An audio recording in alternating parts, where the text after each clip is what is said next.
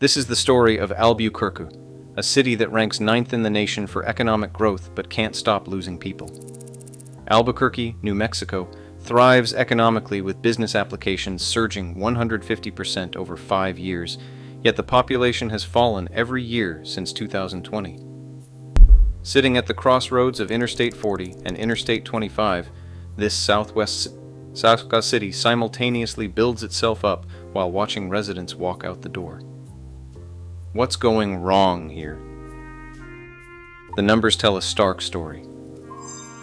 Albuquerque peaked at 564,888 people in 2020, and today that number sits around 557,161. That's roughly 7,700 people gone. New Mexico became one of only 5 states in the entire country to lose population in the latest census count. U-Haul ranked the state 37th for inbound moves, dropping 21 spots. People aren't quietly trickling out, they're packing trucks and leaving. The exodus isn't random either. Finance professor Riley White explained it plainly, saying the city sees a decline in working-age population as people go elsewhere seeking job opportunities. The state keeps producing college graduates, and the pipeline works fine, but when those graduates look around for careers, companies, and upward mobility, they find a gap. The average hourly wage in Albuquerque hits $30.17, while nationally it reaches $32.66. That might not sound like a canyon, but when your median household income sits at $68,000 and your poverty rate exceeds 15%, every dollar counts. Cities like Phoenix, Denver, and Austin offer more opportunity, more variety, and more private sector jobs just a short flight away, so the math does itself. That's the brain drain, but it's happening alongside something much darker.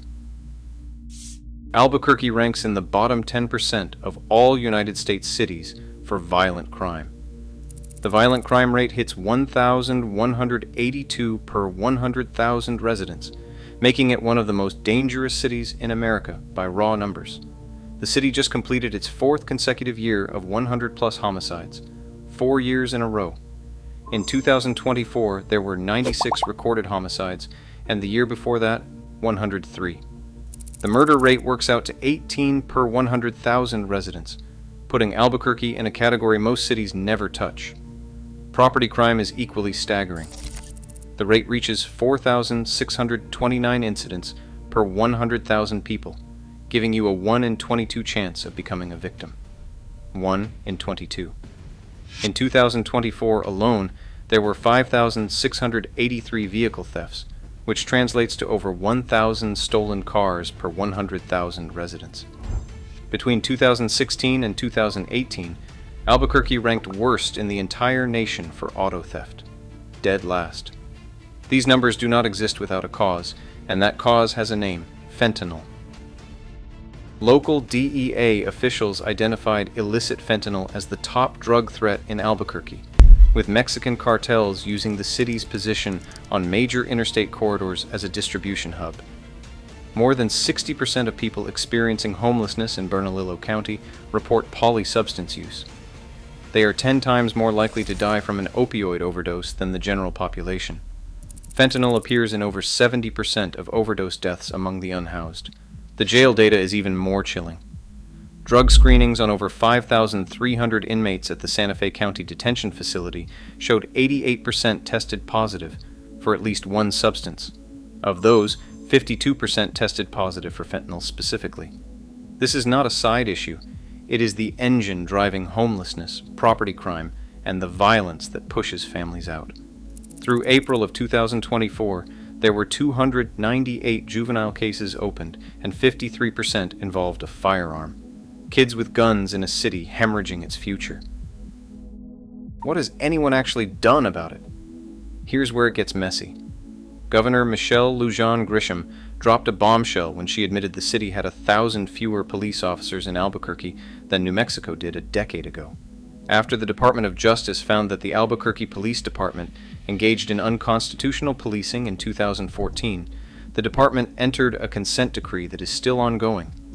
A decade ago, the Albuquerque Police Department had over 1,000 sworn officers.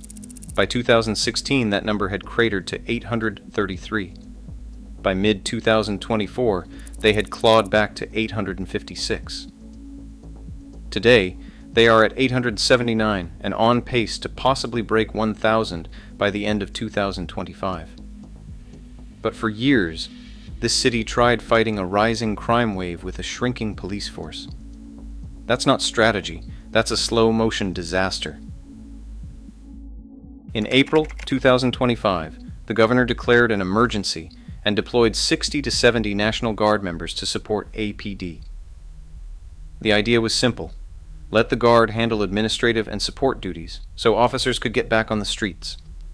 6 months and $7 million later, the Guard pulled out, and then the finger-pointing started.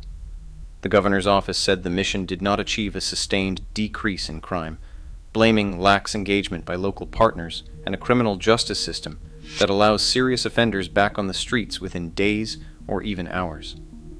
City officials pushed back, pointing to real improvements during the deployment period.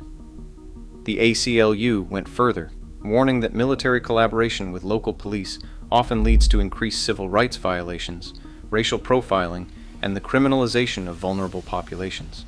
$7 million, 6 months, and nobody can agree whether it worked. But here's the twist that makes Albuquerque's story genuinely strange. While all of this happens, the city also grows economically. Albuquerque ranked 9th among major cities with populations over 500,000 for economic growth. The Economic Development Department reports a 150% increase in business applications over 5 years. Job training. Albuquerque has trained more than 3,500 workers since 2020, boosting wages by an average of 25%. The Small Business Office has supported over 1,800 businesses and coached 400 entrepreneurs since mid-2023. Economic Development Director Max Gruner said Albuquerque is the economy of opportunity, where people don't just live, but build, grow, and thrive. Even on the crime front, there are actual signs of progress. Auto thefts dropped 42% year-to-date compared to 2024. The city went from averaging 10,000 stolen cars a year in 2016 to under 4,000 in 2025. Shootings declined 20%. Homicides in the Southeast Area Command dropped 46% in the second half of 2025, compared to the same period in 2024. Aggravated assaults fell 11%, and shootings with injuries dropped 14%. So, which is it? Is Albuquerque falling apart or pulling itself together? The honest answer is both, and that is what makes this city so fascinating and frustrating to watch. The city made famous by Breaking Bad's Walter White now faces a real-world drug crisis far more complex than any television drama. The economy grows, but the jobs are not the kind that keep young professionals rooted. Crime drops, but it is dropping from levels that were catastrophically high to begin with. The police force rebuilds, but it spent nearly a decade understaffed while the crisis deepened. Fentanyl is being addressed, but it has already reshaped entire neighborhoods. The University of New Mexico demographer Dr. Jacqueline Miller published a study forecasting very slow population growth through 2035, followed by decline. That is the baseline. What happens if nothing dramatically changes? Labor shortages in healthcare, information technology, and skilled trades persist. Housing prices rise faster than wages. Retention of specialized workers remains a constant battle. Albuquerque is not a city that has been abandoned. It is a city caught between two futures. One where economic momentum wins, where crime numbers keep falling, where young people start seeing a reason to stay. Another where the brain drain accelerates, where fentanyl keeps claiming lives, where people with the most options keep choosing somewhere else. Right now, Albuquerque is losing that race, but the gap is closer than most people think.